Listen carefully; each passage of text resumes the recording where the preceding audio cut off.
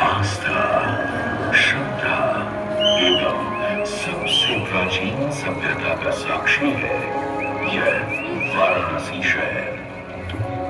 यह कल कल बहती गंगा नदी की धारा, जिसके समक्ष विद्यमान है यह यमुना घाट।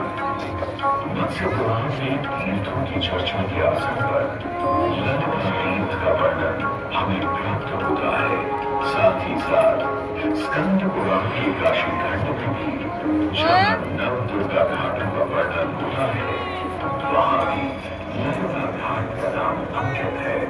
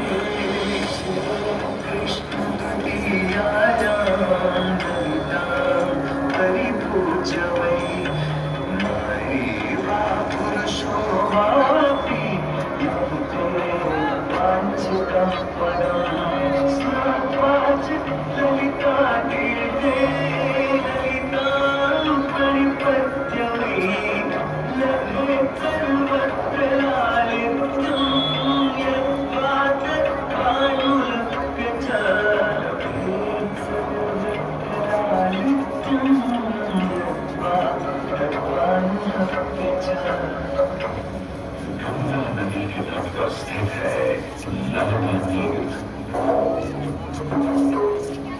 जहाँ क्षेत्र को रक्षा करने वाली दुर्गा रूपी ललिता गौरी का निवास है, जिनकी सभी श्रद्धालु सर्व प्रकार संपत्ति लाभार्थ पूजा अर्चना करते हैं। इस घाट की सबसे विशेष बात यह है कि यहाँ शिव के साथ शक्ति के दर्शन भी श्रद्धालुओं को मिलते हैं। घाट के ऊपर गली में मां दुर्गा को समर्पित देवी ललिता का मंदिर विद्यमान है। साथ ही साथ यहाँ काष्ठ एवं नीम से बना राजराजेश्वर मंदिर भी स्थापित है। भगवान शिव को समर्पित काशी में यह मंदिर नेपाल के पशुपति मंदिर का प्रतीक रूप है। वर्तमान में सुशोभित यह ललिता घाट पूर्व में 3 भागों में विभक्त था। दक्षिण दिशा की ओर से चले योगी काली घाट, ललिता घाट एवं राजराजेश्वरी घाट, इनका उल्लेख सन 1930 में चंद्र ने किया था।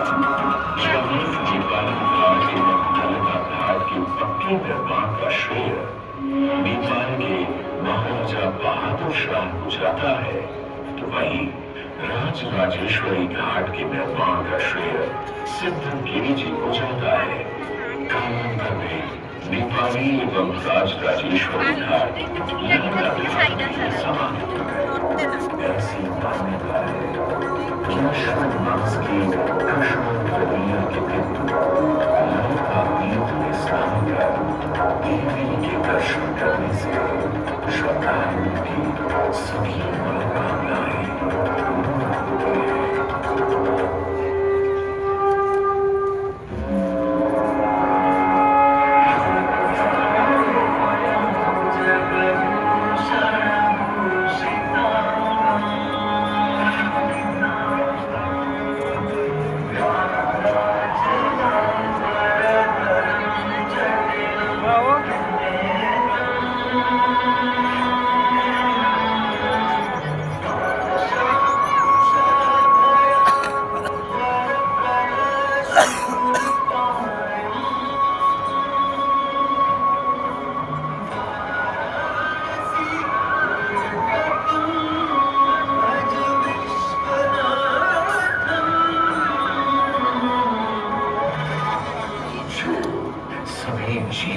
स्वामी है, जो सर्वों को आभूषण के रूप में धारण करते हैं, जो बाघ की खाल को सुशोभित करते हैं। सूर्य, चंद्रमा और अग्नि उनके 3 नेत्र हैं तथा वो जटाधारी है।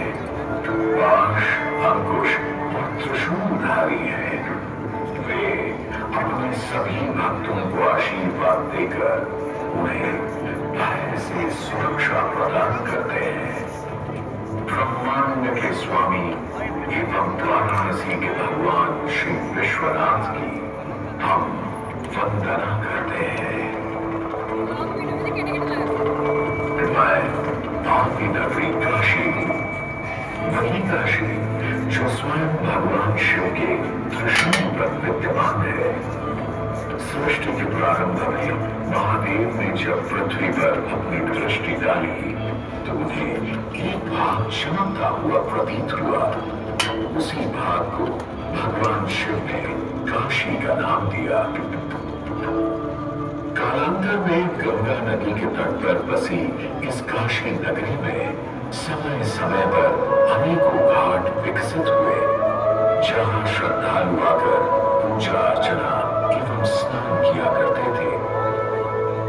माना तो यह भी जाता है कि यह नगरी एक बहुत सुंदर वन से ढकी हुई थी, जहां पीपल, आम, बरगद, शीशम आदि के वृक्ष हुआ करते थे, जिनकी छाया में बैठ ऋषि मुनि, साधु संत आनंद से तपस्या किया करते थे।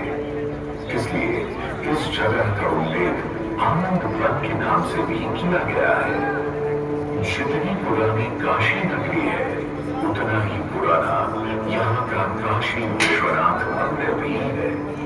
भगवान शिव को विश्वेश्वर, विश्वनाथ आदि नामों से भी संबोधित किया जाता है, जिनका अर्थ है संपूर्ण विश्व के स्वामी। किंवदंतियों की माने तो सृष्टि के आदि में जब भगवान शिव एवं मां पार्वती पृथ्वी का भ्रमण कर रहे थे, उन्हें यह स्थान बहुत प्रिय लगा। तब मां पार्वती को यहाँ कुछ समय रुकने की इच्छा हुई तो भगवान शिव अपने लिंग रूप में यही स्थापित हो गए। तभी से 12 ज्योतिर्लिंगों में इस मंदिर को विश्वेश्वर मंदिर के नाम से भी जाना जाने लगा, जहाँ भगवान शिव और माता पार्वती सदैव वास करते हैं। सदियों से इस पवित्र नगरी ने अनेक ऋषि मुनियों, तपस्वियों, धर्म गुरुओं आदि को अपनी ओर आकर्षित किया है। आदि शंकराचार्य एवं मंडन मिश्र ने इसी मंदिर के प्रांगण में बहुत समय व्यतीत किया। समय बदला, दौर बदला। भारत के स्वर्णिम काल पर विदेशी आक्रांताओं की नजर पड़ी, जिसके विरोध में एवं सनातन संस्कृति को नष्ट करने के उद्देश्य से यहाँ आए। जब प्रथम बार गौरी ने आक्रमण किया तब पृथ्वीराज चौहान ने उसे पूरी तरह पराजित किया था। अंत में उसने क्षमा मांगी और वचन दिया कि ऐसी गलती दोबारा कभी नहीं होगी। अतः पृथ्वीराज चौहान ने उसे छोड़ दिया। संभवतः यह एक दुर्भाग्यपूर्ण निर्णय था, क्योंकि अंततः गौरी ने पृथ्वीराज चौहान को धोखे से हराया। तत्पश्चात उनके साथ बहुत बुरा व्यवहार किया तथा उनकी दोनों आंखें भी निकाल दी।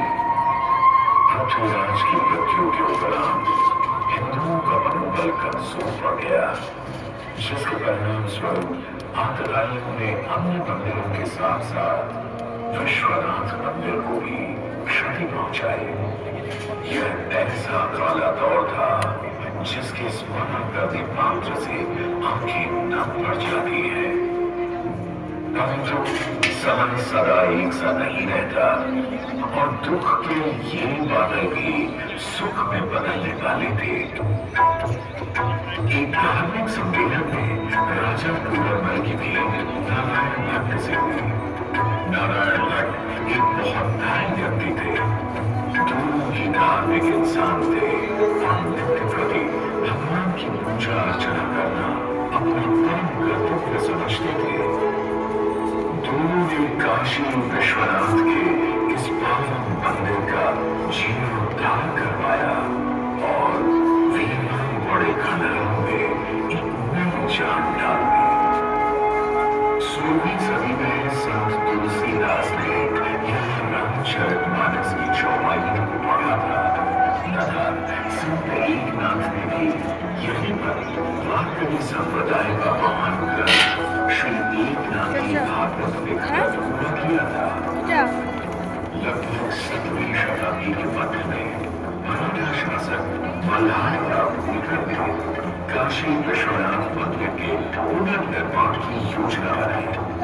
ये कार्य वे तो नहीं कर पाए, परंतु उनकी पुत्रवधू अहिल्यादेवी होलकर जी ने इसे सन 1776 से 1778 के बीच पूरा किया। वर्तमान काशी विश्वनाथ मंदिर निर्माण का श्रेय अहिल्याबाई होलकर जी को ही जाता है। इनके अलावा महाराजा रणजीत सिंह ने 1000 किलो शुद्ध सोने से निर्मित छत्र इस मंदिर पर लगवाया। जब ग्वालियर की महारानी फैजाबाई ने ज्ञानवापी का मंदिर बनवाया तो वही नेपाल के महाराजा ने यहाँ नंदी की प्रतिमा स्थापित करवाई। सनातन संस्कृति को सुरक्षित रखने के लिए जिससे जो बन सका उसने वैसा किया और वर्तमान में भी यह क्रम देखने को मिल रहा है। सन 2022 में भारत के प्रधानमंत्री श्री नरेंद्र मोदी जी ने काशी विश्वनाथ मंदिर का जीर्णोद्धार एवं सौंदर्यीकरण करवा इसके स्वर्णिम कार्य को फिर से एक बार जीवंत करने का प्रयास किया।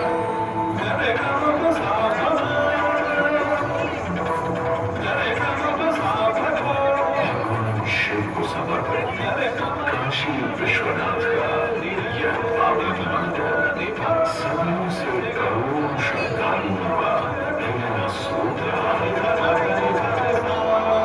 और सदैव के लिए रहेगा।